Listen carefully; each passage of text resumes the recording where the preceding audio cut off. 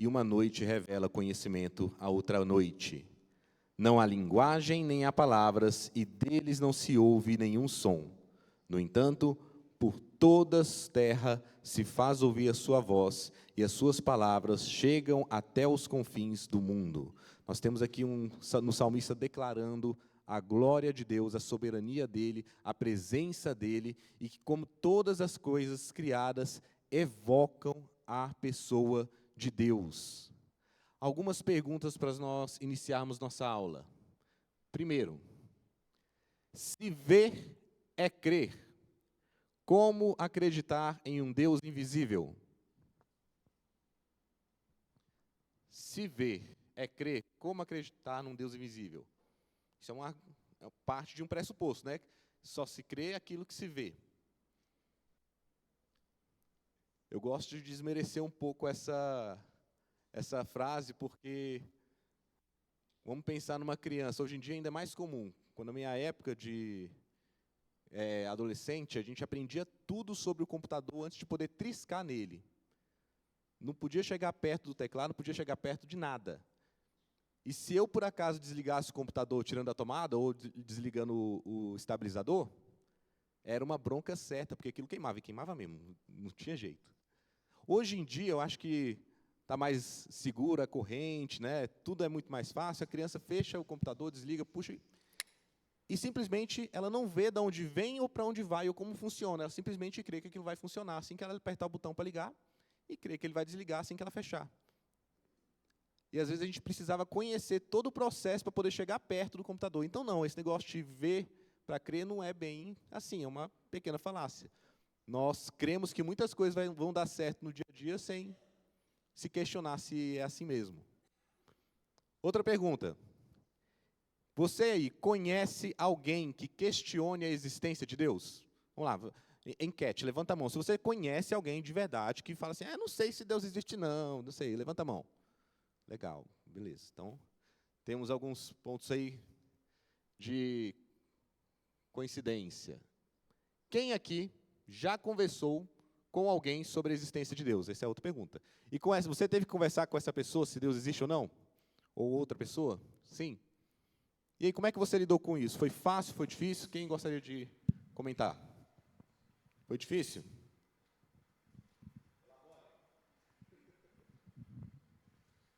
Mais recentemente, essa conversa foi com uma colega de trabalho e é engraçado que eles creem numa força, ela crê numa força do universo e tudo vai direcionando os destinos e tudo, mas eu percebi uma mágoa do Deus cristão, um Deus que condena as pessoas ao inferno e tal. Então isso me pareceu ser um obstáculo para ela crer em Deus, assim, um Deus que permite o mal, o dilema do mal, né? E o dilema e a questão da condenação e tal, né? Ela acha que todo mundo é meio ignorante, ninguém está pecando, está sabendo exatamente o que está fazendo e tal, e que um Deus não poderia ser assim, condenar as pessoas. Então, assim, ela prefere crer numa coisa cósmica aleatória do que num Deus pessoal. Muito bom. E às vezes parte dessa experiência, né, essa amargura, às vezes a gente fica vendido sobre como conversar com essas pessoas. Eu lido com isso dentro de casa, né? Meu esposo acredita numa força assim também. E ele questiona por que eu afirmo que o Deus cristão existe e os outros não. Então, ele acha que é uma discriminação da minha parte acreditar em Deus e não acreditar em Buda ou em qualquer outro que se crê por aí. E as vezes que eu tentei convencê-lo, né? Não é papel meu, o papel de convencimento é do Espírito Santo, e eu estou aprendendo isso ainda. Mas, às vezes que eu tentei convencê-lo, eu perdi minha paciência. Então, espero aprender aqui a lidar com isso. A lidar com a gente, não é convencer os outros, não. Isso é o Espírito mesmo. Jenny?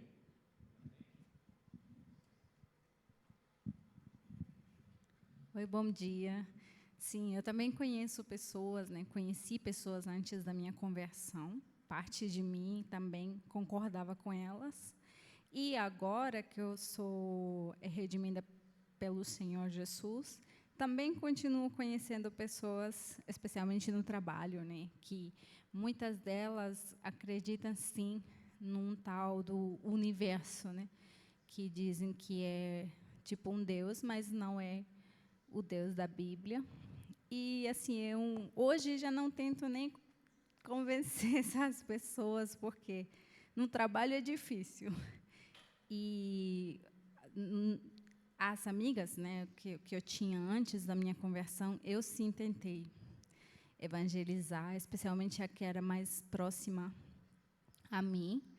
Mas, assim, ela tem suas crenças e a gente também não pode tentar brigar com a pessoa, né? Mas eu sempre tento mandar mensagem, assim, de alguns vídeos que eu encontro bons de evangelho, eu sempre estou enviando assim para ela, né, porque ela é próxima. Nessas aulas a gente vai dar uma olhada sobre algumas formas de conversa, né, que a gente pode guiar a ter com essas pessoas, não só com relação à existência de Deus, mas com relação ao problema do mal, né, como é que um Deus bom e poderoso permite isso. São várias formas de conversa, mas lembrando sempre que a Bárbara colocou, quem converte é o Espírito. Isso são formas de, às vezes, guiarmos uma conversa, auxiliar essa pessoa a, dentro do raciocínio que ela tem, ela poder perceber que existe uma lógica conosco, e, a partir da apresentação do Evangelho, esperamos que o Espírito venha agir. Eu só vou comentar, porque os casos foram assim, muito... a pessoa conversou sobre o... e não teve nenhum resultado, a pessoa não se converteu, né? Eu tenho uma amiga que ela é muito estudiosa, gosta muito de ler, e aí a gente começou eu comecei conversando com ela, e a gente lendo Cristianismo Puro e Simples, do C.S. Lewis, que é um livro bem apologético, né? E aí ela foi, aos poucos, se encantando pela apologética, e aí depois ela mesma partiu para ler sozinha, Não Tenho Fé Suficiente para Ser Ateu, e aí começou a ver vídeo. Aí, só que assim, eu via que ela gostou da discussão, e ela gostou e gostou de ficar falando sobre isso. Então, assim, toda hora ela voltava e trazia novos argumentos da existência de Deus. E aí eu falei para ela, aí chegou um ponto assim que eu estava vendo ela consumindo muita coisa, e eu falei, tá, e o que aconteceu aqui, né? Aí eu marquei o almoço com ela, falei para ela, olha, não é assim, você não entendeu. Deus não é uma questão apologética, uma questão lógica. Isso não faz sentido nenhum se você não acredita. Aí ela falou para mim assim, você não entende, eu acredito. Então, assim, aí foi uma virada de chave muito interessante, porque hoje, enfim, aconteceram várias coisas, mas hoje ela é evangélica. E, assim, foi uma coisa muito legal de assistir acontecer, sabe? Porque, assim, eu dei ali o start, mas não tive mais nenhuma ação, assim, porque Deus que foi construindo a coisa. E eu fui ficando preocupada, porque eu falei, mas a pessoa parece que gosta só mesmo da discussão. Mas não, ela falou, eu acredito, ela batizou, então foi bem legal essa parte. Muito bom, um testemunho muito legal. É uma piada que a gente fala, né, que todo livro da Bíblia serve para converter, até números para converter o pessoal que é da contabilidade. Então, Deus vai guiando, mas o Evangelho é que precisa ser pregado e o Espírito que tem esse papel de conversão. E falando a respeito de não é só conhecer, é preciso ter fé, a gente tem que pensar que muitas pessoas hoje em dia não acreditam que Deus exista. Seja por rejeição consciente, não acredito nisso, né? Não nesse Deus, não em qualquer força, não crê na ideia do divino, ou seja, por rejeição prática. Vivo como se o aqui e agora fosse tudo que importa. Muitos até se confessam como cristãos ou como alguma religião, mas a vida dela, vamos pegar o sermão de hoje, é pautada pelo materialismo, pelo hoje, pelo aqui e agora. Confessa, é religioso, mas de verdade, na prática ele vive como se não existisse. E quando nós lemos ali em Romanos capítulo 1, versículos 18 e 19, a ira de Deus se revela do céu contra toda impiedade e injustiça dos seres humanos, que por meio da sua injustiça suprimem a verdade, pois o que se pode conhecer a respeito de Deus é manifesto entre eles, porque Deus lhes manifestou. Seja a rejeição intencional, ou seja a rejeição prática, é uma postura que é indesculpável. Outro argumento, né? Como é que eu, que estou na ignorância, poderia ser julgado pelos meus erros? Você é indesculpável. A própria glória de Deus é manifesta por toda a criação, por todas as coisas, e toda a verdade aponta para esse Deus, mas vocês se rebelam contra isso, vocês lutam contra isso. É isso que a própria palavra declara. Então, essas pessoas são indesculpáveis, sejam porque elas rejeitam intencionalmente, sejam porque elas, ainda conhecendo, tendo recebido uma pregação, elas conduzem a vida delas com uma bandeira que é falsa. Não levantarás o nome do Senhor teu Deus em vão. Não pegue uma bandeira, balance dizendo que você pertence a Deus, mas, na verdade, no seu coração ele não reina. Você só faz isso para aparecer para o grupo social que você ama. Ah, é legal, ele está com eles, é bom. Mas no seu coração ele não reina. Esse é a indisposição prática. Você rejeita a Deus no seu dia a dia. Hoje, então, iremos trabalhar 6 argumentos a favor da existência de Deus. Talvez algum desses possa tocar em alguma conversa que você teve com essas pessoas que você discutiu.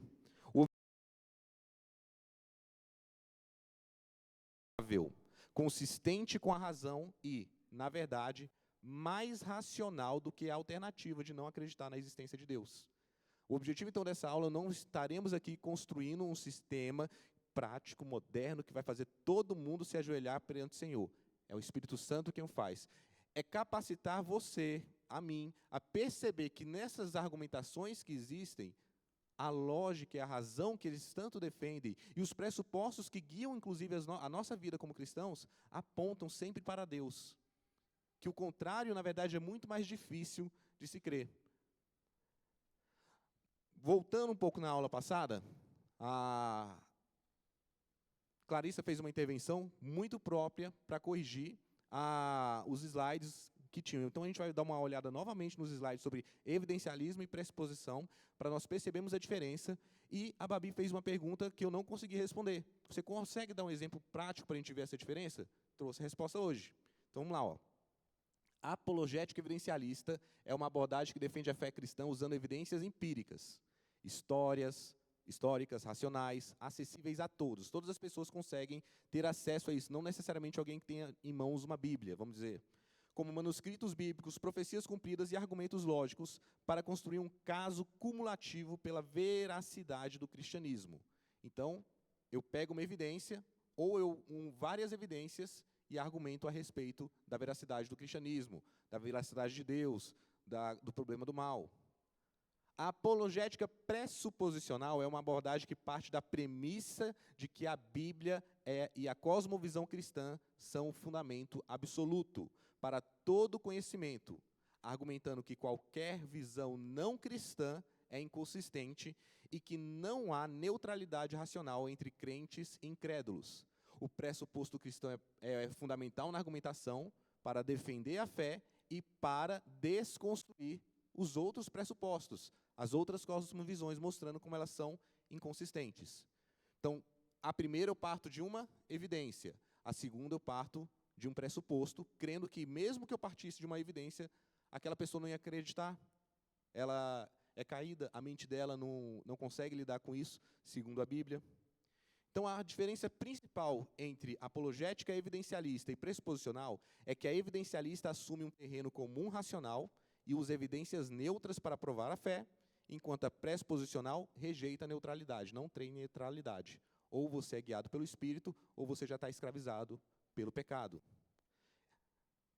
Um exemplo claro agora de como a apologética evidencialista defende a existência de Deus é o argumento cosmológico de William Craig, que usa evidências científicas para argumentar que o universo teve um começo e, portanto, precisa de uma causa eterna e imaterial, que é Deus.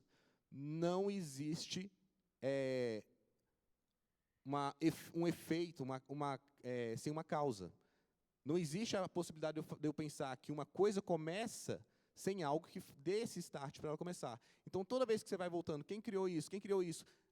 No final, chega no Big Bang, uma das teorias mais populares, com suas falhas. Ele fala, beleza, e quem deu o start para isso acontecer? Para aquilo explodir, para aquilo se ajuntar? Há uma causa. E essa causa precisa ser eterna e imaterial.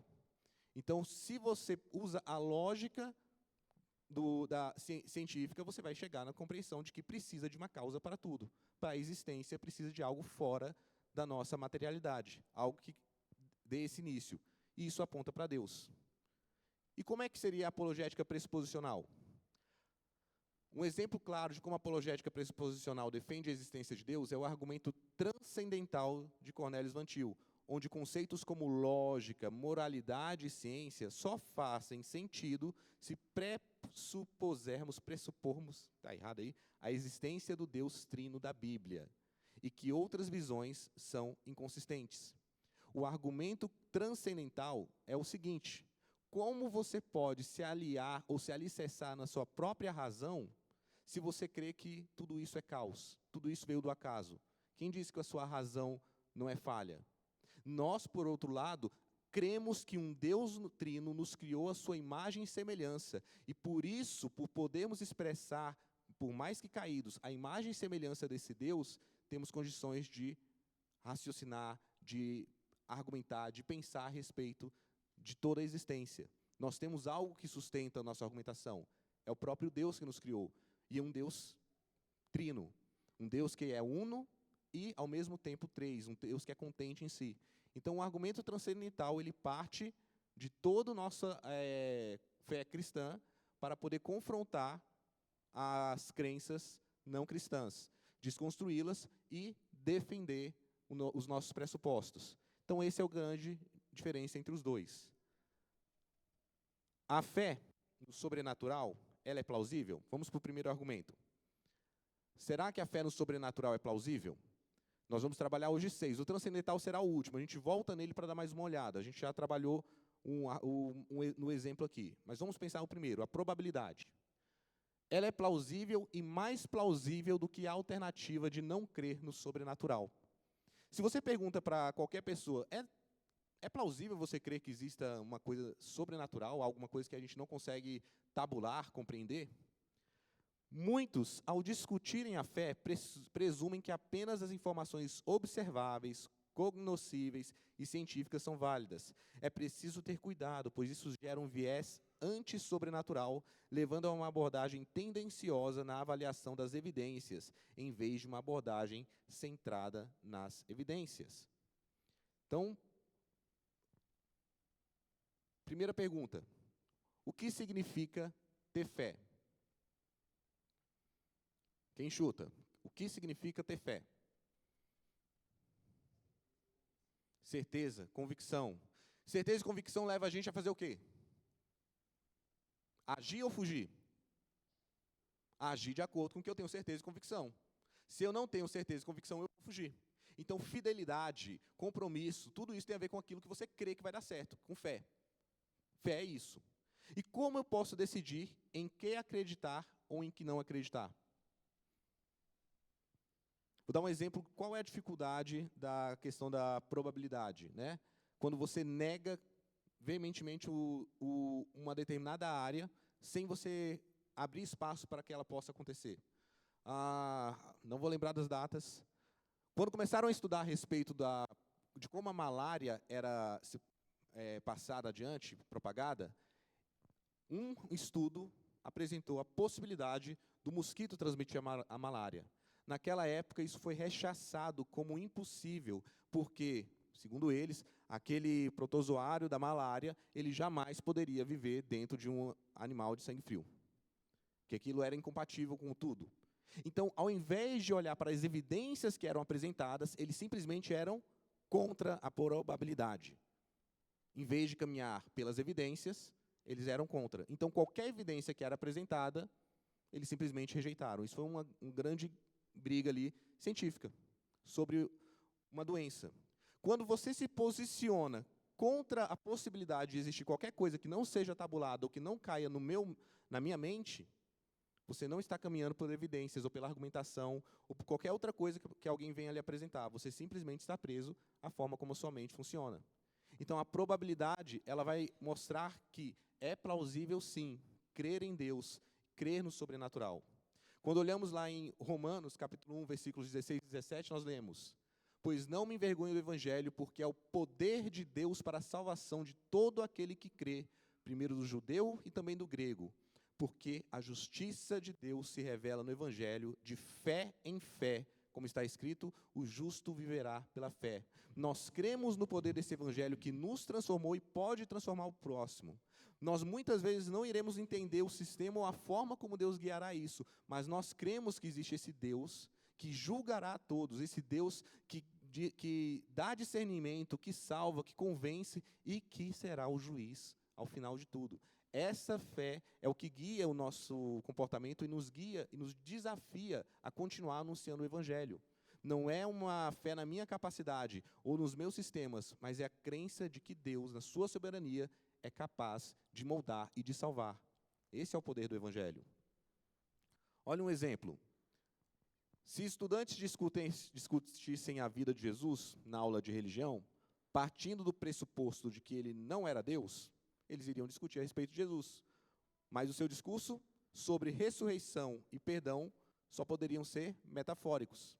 Se eu estou numa sala de aula de religião, falando sobre tudo o que aconteceu da história, tudo o que as pessoas falam sobre Jesus, mas eu não creio que ele é Deus, Jesus ressuscitou no coração daqueles que creem. Jesus deu um exemplo de perdão, porque ele perdoou antes de morrer, mas ensina para a gente que tem que se livrar. Vai ser tudo metafórico.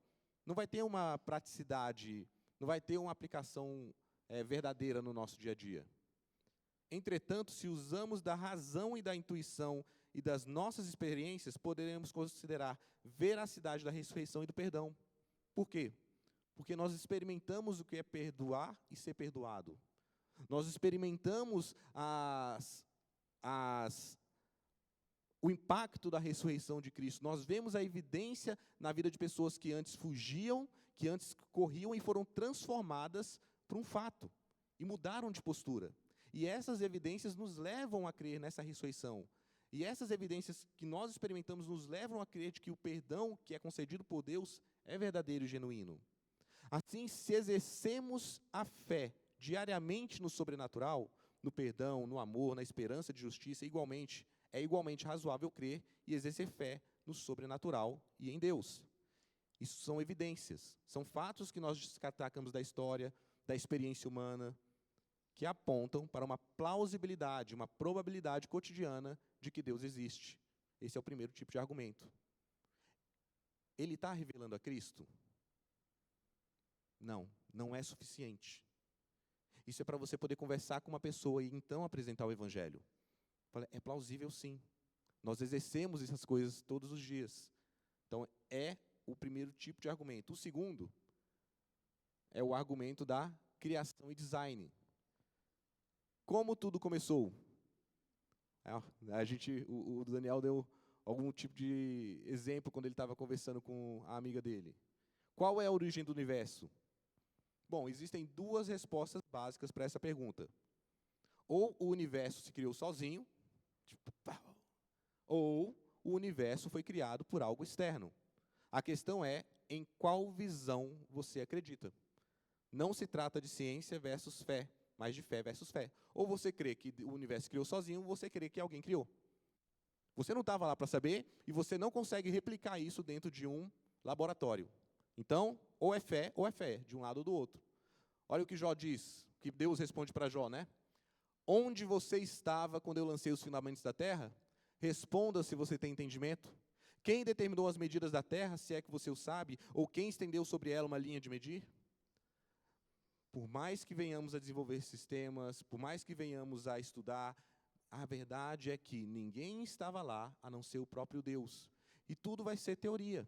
As pessoas vão criar os seus sistemas, as suas teorias, falando de como o universo se formou sozinho. E isso é uma questão de fé. O naturalismo, ele parte do pressuposto de que a origem de tudo começou com o tempo e com o acaso. Foi tudo natural. Uma equação simples. Força impessoal, que aí você pode chamar do que quiser.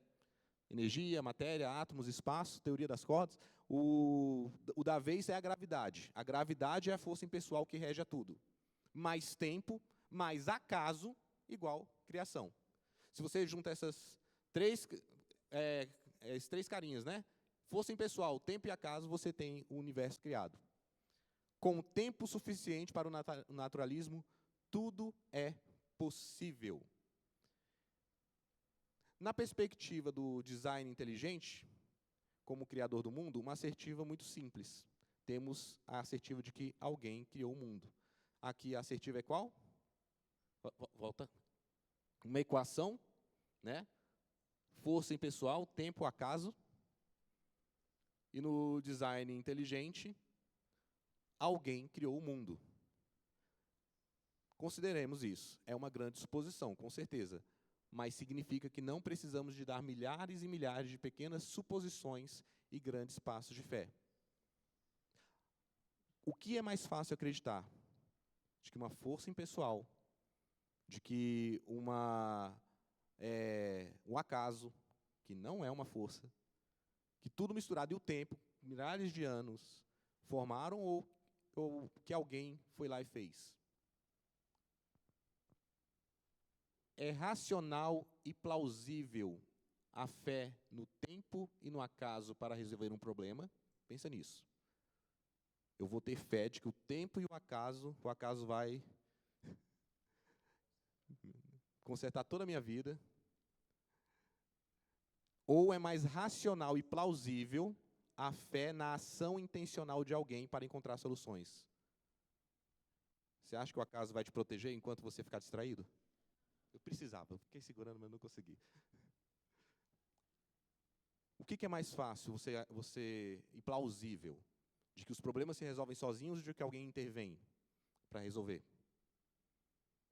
Plausibilidade. Essa é a questão do design inteligente. Quando você pensa a respeito das evidências que nós temos, nós vemos que existe sim uma lógica e uma racionalidade para que o universo tenha sido intencional. Esse argumento não defende nenhuma história específica da criação, nem toma partido com relação a quaisquer métodos específicos de um design inteligente possa ter usado para criar o mundo. Este é um modelo evidencialista, caracterizado por evidências observáveis, fato gerador e efeito gerado. Design e causa. Isso não aponta para Cristo. Isso não aponta para o Deus. Mas isso mostra que existe plausibilidade, sim, na existência do divino. E você precisa apresentar o Evangelho. Isso aqui não é suficiente para salvar, nem mesmo depende da sua salvação de entender esse sistema. Não é sobre isso. É para conversar, para você conseguir ter entrada e discutir com alguém que ridiculariza a fé cristã porque acredita que vocês nem são racionais, vocês simplesmente desligam o cérebro para receber de qualquer maneira as palavras que vocês ouvem lá do seu palestrante. Não é assim. Fé é pensar, é se comportar com aquilo que nós cremos. O design, criação e design é um segundo tipo de argumentação. Terceiro, modelos antrópicos. Existem diversas formas deste argumento. Na maioria das vezes, ele se concentra na consciência humana, nas experiências religiosas ou no anseio pela eternidade e na capacidade humana para o bem e para o mal. Então, antrópico tem a ver com o ser humano, com o homem. Então, argumentos a respeito da nossa própria condição humana. Primeiro, ética, moralidade e consciência.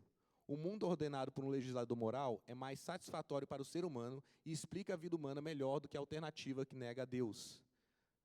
Como você pode pensar em ética, moralidade e consciência e arrancar dessa argumentação um justo juiz que tudo vê, que tudo rege e que diante dele todos haveremos de comparecer? Quando você pensa em sistemas éticos, por exemplo, nós cremos na ética cristã, uma ética que é pautada na Bíblia, na palavra de Deus, na fé de que este justo juiz, que sabe melhor o que é bem e o que é mal do que qualquer ser humano, tem a capacidade de julgar os nossos atos. E tem a capacidade, inclusive, de nos perdoar em Cristo. Mas quando nós pensamos nos modelos éticos que existem pelo mundo, cada modelo acaba se implodindo, porque vai depender do ponto de vista de cada um. Se é um modelo ontológico, deontológico, baseado na... Vamos lá. O que importa são os resultados, não importam os meios. Ou, não, o que importa é seguir as regras, não necessariamente o efeito. Ou, não é nem o efeito nem as regras, o que importa mais é a intenção da pessoa. São vários tipos de modelos éticos. Mas, no fim, eles sempre irão falhar com alguém, consigo mesmo. Se você tira esse legislador supremo, esse criador da equação, toda a moral, toda a consciência, todo o sistema ético, ele implode. Eclesiastes, capítulo 7, versículos 2 e 14 diz: melhor é ir à casa onde há luto do que à casa onde há banquete, pois naquela se vê o fim de todas as pessoas e que os vivos o tomem em consideração. No dia da prosperidade, seja feliz, mas no dia da adversidade, considere que Deus fez tanto este como aquele. Pensar a respeito do bem e do mal, pensar a respeito da finitude da nossa vida, todas essas coisas nos fazem mais sábios, mas só quando as pensamos na presença de Deus, na consciência de que Ele está julgando todas as coisas. Do contrário, não vale a pena. Implode, não tem propósito, não tem motivo à existência. A própria consciência é apenas uma questão de sinapses que podem mudar de uma pessoa para outra. Mas nós cremos que Deus colocou no coração de cada homem a sua lei. Nós cremos também que a imago Dei é aquilo que incomoda o homem que caminha, mesmo alheio a Deus, em obstinação contra Deus. A imago Dei é a que incomoda ele para ele ter a certeza de que ele é indesculpável. Essa consciência não são apenas sinapses. E nós consideramos isso tanto quanto alguém se parte. Não consideramos tanto no dia a dia, quando estamos felizes, quando estamos lidando bem com as adversidades. Mas a palavra nos convida a considerar a Deus tanto no dia da prosperidade, quanto no dia do luto, tanto na felicidade, quanto na adversidade. Outro tipo de experiência antropológica, experiências religiosas e anseios pela eternidade. O nosso desejo pela eternidade, por um significado, aponta para a necessidade de um relacionamento com Deus. Também Eclesiastes fala sobre isso. Salomão, ele, no auge ali da sua vida, depois de ter feito muita coisa, começa a escrever a respeito de tudo que ele considerou debaixo do sol. Deus fez tudo formoso no seu tempo devido. Também pôs a eternidade do coração do ser humano, sem que este possa descobrir as obras que Deus fez, desde o princípio até o fim. Então, esse anseio pela eternidade, esse desejo de ver, de conhecer, essa experiência religiosa que é manifesta em tantas culturas, aponta para essa imago Dei, para algo dentro de todo ser humano que clama por Deus, clama por mais uma vez ser reconciliado com Ele. Também temos a capacidade para o bem e para o mal. A natureza humana é explicada de forma mais consistente pela visão cristã do homem, criado à imagem de Deus, mas nascido pecador. Como seres humanos têm tanta capacidade para o mal, como a tecnologia já desenvolveu ao ponto de conseguir destruir o seu próprio país, seu próprio mundo, e ao mesmo tempo também tem tanta capacidade para o bem, para ser empático, para se inclinar para alguém, para uma criança, para um bebê, para um animal. Como isso funciona? Quando nós olhamos para a narrativa bíblica, que fala que fomos criados à imagem e semelhança de Deus, mas que essa imagem foi corrompida, caída, e nisso nós fomos maculados em todas as áreas, uma completa depravação, mas isso não anula a imagem de Deus que ainda existe em nós. Nós vemos essa propensão do homem, tanto para o bem supremo, quanto para o mal, mais corrupto, mais depravado. Mas nós queremos também que, estando escravos do pecado, carecemos deste Deus que nos resgata, nos salva e nos livra da escravidão do pecado e do mal. Eclesiastes capítulo 7 fala: tudo isto vi nos dias da minha vaidade.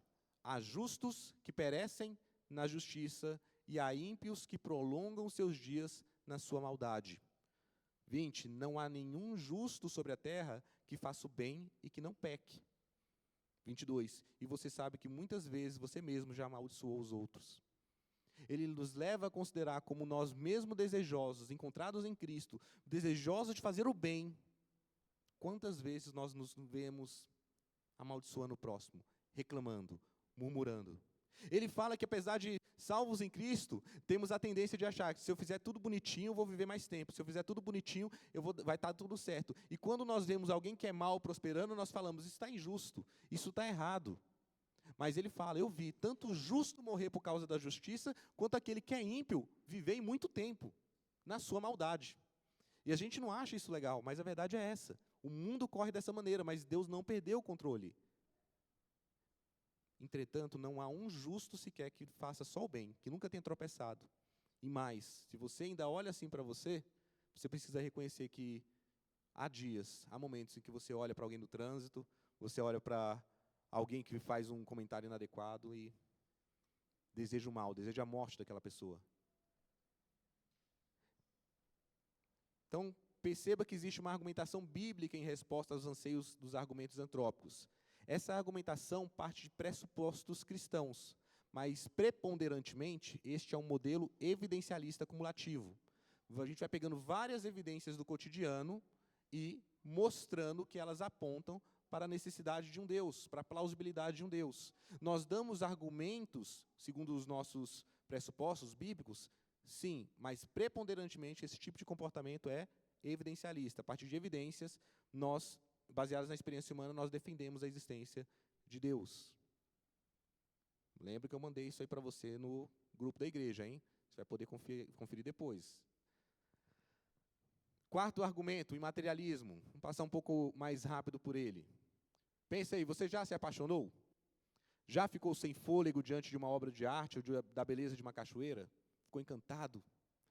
Se sim, como você explica a experiência do amor ou da beleza? O que são elas? De onde vêm? A gente recorre ao nosso amigo C.S. Lewis. Ele trabalha um pouco exemplificando o que é esse argumento do imaterialismo. O argumento da beleza de C.S. Lewis diz que a observação empírica, a evidência acessível que nós vemos, é de que tem algo belo, tem algo ali muito interessante, e isso nos agrada. E que assim como nós ansiamos por coisas boas e belas, também temos um anseio que não é satisfeito aqui. Às vezes a gente anseia por alguma experiência, anseia pela, como foi trabalhado no antropológico, pela eternidade. E esses anseios que nós temos não são satisfeitos na experiência humana. Assim como às vezes ansiamos um prato de comida, ansiamos alguma coisa bela, ansiamos um banho, ansiamos alguma coisa, às vezes tem anseios que não são compreensíveis. E ele argumenta, então a conclusão probabilística, a evidência que nós temos é que se eu tenho vários tipos de anseios, de desejos, fome, amizade, empatia, ver um quadro bonito, testemunhar do nascer do sol, que são satisfeitas aqui, e eu também percebo a evidência de anseios que não são satisfeitos, a probabilidade é que ele só pode ser satisfeito por algo que eu ainda não conheço, ou algo fora daqui. Se encontro em mim um desejo que nenhuma experiência neste mundo pode satisfazer, a explicação mais provável é que foi feito para outro mundo. Imaterialismo. Salmo 84, 1-2 fala disso. Quão amáveis são os teus tabernáculos, Senhor dos exércitos. A minha alma suspira e desfalece pelos seus átrios, Senhor. O meu coração e a minha carne exultam pelo Deus vivo. O prazer que alguém encontra ao ter o seu anseio satisfeito da presença de Deus, ao ser encontrada por Cristo, a ser habitada pelo Espírito, é algo que aponta para esse argumento materialista. Esse anseio as pessoas têm e tentam encobrir com vários tipos de mentiras, com vários tipos de prazeres, mas ele pode ser satisfeito apenas em Deus e por meio de Cristo. Por que é um argumento imaterialista? Porque ele demonstra que o amor verdadeiro e a beleza objetiva e o anseio transcendental não se reduzem à matéria. Se o universo fosse só matéria, esses fenômenos seriam ilusões sem valor real. Mas nós os experimentamos como reais e significativos. O imaterialismo, então, é também evidencialista. São evidências da experiência humana que você pode apontar. Elas apontam para Deus. A probabilidade de que existe esse ser maior. Quinto argumento. Ontológico. Eita. O argumento ontológico é um argumento baseado puramente na razão e no conceito, sem depender de observações do mundo para provar a existência de Deus. Deus é definido como o ser maior de qualquer concepção. Como o que existe é, em suma, mais perfeito de algo que não existe, a própria definição de Deus implica na sua existência real. Complicado o argumento ontológico, a gente não vai destrinchar ele, e o objetivo da aula não é trabalhar filosofia. Gente, eu li até isso aí. É do ser doente, do ser doente, de cada um de nós. A evidência de que existe algo tem a ver com essa ideia de que nós precisamos imaginar, pensar, considerar a possibilidade de existência de alguma coisa. Eu trouxe um exemplo aqui para a gente tentar sintetizar melhor na nossa mente.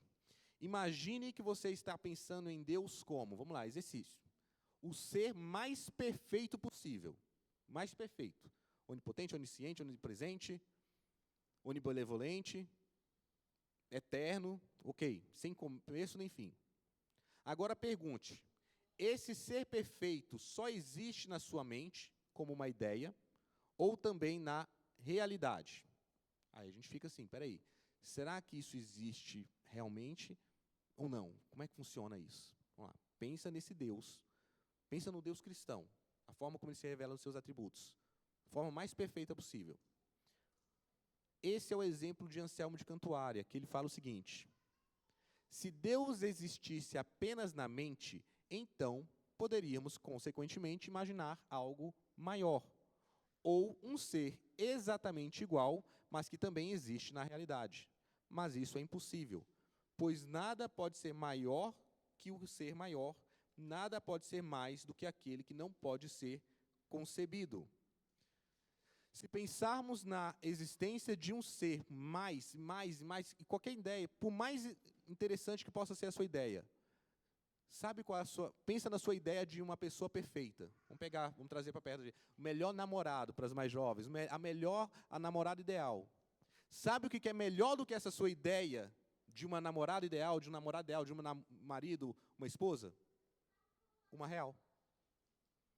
Melhor do que a sua ideia é aquilo que é real, independente. Então, quando nós paramos, o que o Anselmo de Cantuária está argumentando é que quando nós paramos para ficar apenas confabulando nessas possibilidades, a verdade é que aquilo que é real se tornará o melhor, o maior.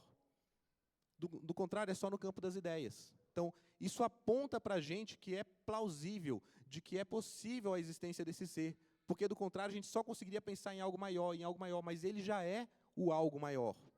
E ele existe. Ele argumenta, Deus é aquilo além do qual nada maior ou mais perfeito pode ser concebido. Só que não existe nada mais perfeito do que aquilo que realmente existe. A maior coisa e mais perfeita que poderia ser concebida possui o atributo da existência. O maior que você pudesse pensar, mais perfeito, então ele existe.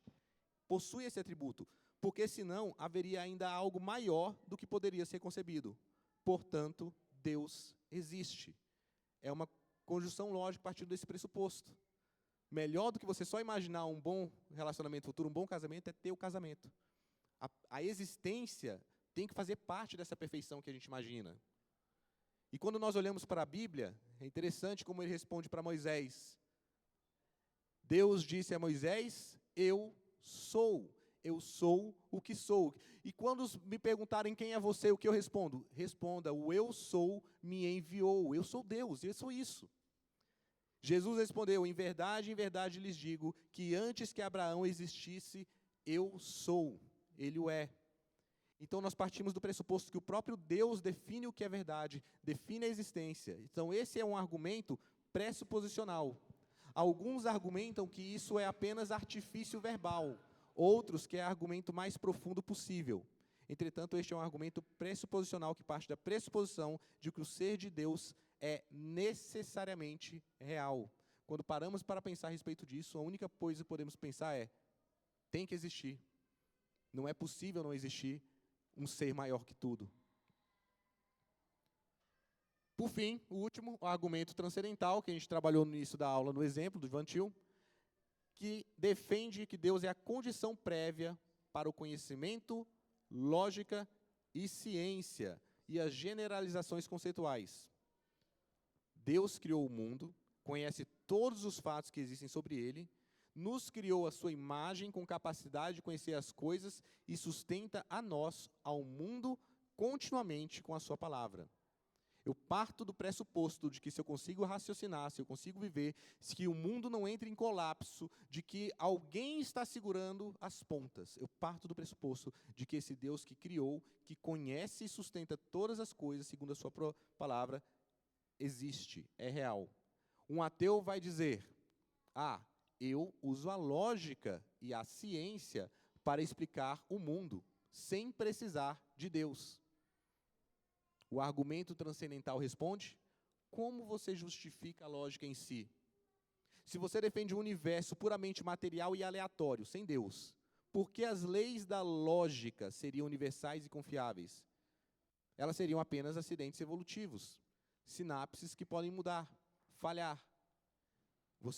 A sua argumentação lógica não é suficiente para defender a validade da ciência, da fé. Nós cremos num Deus que sustenta, inclusive, a nossa consciência. Colossenses capítulo 1, versículos 15 a 17. Ele é a imagem do Deus invisível, o primogênito de toda a criação, pois nele foram criadas todas as coisas nos céus e sobre a terra, as visíveis e as invisíveis, sejam tronos, sejam soberanias, quer principados, quer potestades, tudo foi criado por meio dele e para ele. Ele é antes de todas as coisas, nele tudo subsiste.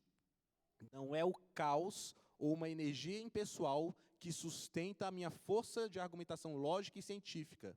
Eu creio que é o Deus que criou todas as coisas, o Filho dele, Cristo, no qual tudo foi criado, por meio do qual tudo subsiste, que garante que a minha vida, que a minha existência, que a argumentação, que a lógica tem um fim. Conversando essa semana com um amigo descrente, ele passando por alguns problemas de saúde dentro da família, ele levantou uma frase de Louis Pasteur, que fala, quanto mais ciência, mais Deus. Quanto mais Deus, mais conhecimento. Quanto menos Deus, menos conhecimento. Falando a respeito de como Deus e a crença no controle, na soberania dele, guia os homens a estudarem mais e terem mais segurança de que alcançarão o objetivo. De como eles conseguirão estudar e desenvolver. Que quando você tira Deus dessa jogada, até o propósito se perde. Por que eu deveria me importar com encontrar ou não a cura para isso ou para aquilo? Nós temos uma ideia, às vezes, falha, de como o pensamento transcendental, o desejo de que a nossa vida tenha um propósito, de que as coisas venham a se consumar em algo maior, como isso impulsiona os homens, como isso cobra o coração de cada um. Talvez eu e você, que somos cristãos, não nos cobremos tanto, pois já nos foi revelado o nosso propósito, glorificar a esse Deus, nos alegrar nele dia após dia, à medida que gloriamos ele, nos alegramos nele. Mas isso cobra o coração dos homens, e o argumento transcendental aponta para isso. Em Cristo todas as coisas subsistem e têm condições de ocorrer. Este é um argumento puramente pressuposicional. Ele não parte de evidências neutras ou observáveis como na evidencialista, mas assume a cosmovisão cristã como pressuposto inescapável desde o início, mostrando que as alternativas não cristãs, como o ateísmo, levam a absurdos lógicos e inconsistências. Então, são esses os 6 tipos de argumento. Vamos ver se vocês conseguem lembrar? Argumento da probabilidade. Me ajuda, gente. Design, criação e design. E argumentos antropológicos e materialistas.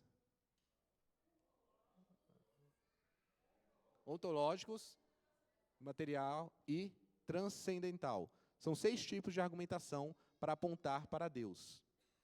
Carecem do Evangelho. Nosso objetivo nessa aula foi perceber que a crença em Deus é uma explicação mais plausível que para o estado atual das coisas do que a descrença em Deus. Com esses argumentos você consegue apontar para uma pessoa que está disposta a te ouvir de que a sua fé não é vã, que a sua esperança tem uma razão. você dá resposta para ela. Mas isso só pode, no máximo, abrir as portas para que o evangelho seja anunciado. A crença em Deus, embora misteriosa e dependente da fé, é de várias formas mais plausível do que a visão de mundo de um ateu ou naturalista. Ela é mais plausível, de várias maneiras. Nossa aula sobre apologética vai avançar. Então, nós tivemos a primeira aula, Introdução à Apologética. Nessa aula, a gente defendeu a plausibilidade da existência de Deus. E nas demais aulas, iremos trabalhar outras questões. A próxima, olha, bem legal, o problema do mal. Iremos trabalhar essa ideia que leva tantas pessoas a se amargurarem com a ideia do Deus cristão. A gente vai conversar um pouco sobre isso. E esperando em Deus, no seu Espírito, que Ele nos capacite, fortaleça as nossas convicções nele, por meio da palavra também, e nos habilite a alcançar outras pessoas para a honra e glória do nome de nosso Senhor. Amém? Vamos orar? Pai querido, cremos em Ti, esperamos em Ti, nossa esperança está no Senhor Jesus, na volta do Teu Filho. Cremos que foi o Senhor quem formou e sustenta todas as coisas, que se temos fôlego de vida e se temos esperança de amanhã continuarmos vivendo na Tua presença, não é apenas por uma fé vã e vazia, mas é alicerçada na Tua palavra, alicerçada naquilo que o Senhor já operou nas nossas vidas. Nós Te louvamos por nessa manhã podermos conversar de forma mais aberta a respeito da consideração da Tua existência e da tristeza da vida de pessoas que negam e caminham em meio ao caos, caminham em meio a pensamentos vãos. Pedimos ao Senhor que nos capacite, nos fortaleça no Teu Evangelho, na Tua palavra. Que isso que vimos aqui possa servir, sim, de ferramenta para um ou outro momento, mas que não venhamos a nos esquecer que é o Teu Evangelho, que é anunciar a vinda do Teu Filho, o Teu desejo de salvar o homem, e manifestando a fé que Cristo Jesus morreu e ressuscitou, que poderemos, então, ser mais uma vez unidos a Ti, sermos reconciliados contigo. Não nos permita esquecer que é no Evangelho que está o poder para a salvação de todo homem. Ajuda-nos, ó Pai, a termos mais intrepidez em nossas conversas com as pessoas que amamos, que estão perto de nós, para que possamos anunciar a Tua palavra a eles, e assim eles sejam alcançados e salvos. Confiando em Ti, no nome de Jesus nós oramos. Amém. Deus abençoe. Um bom domingo para todos.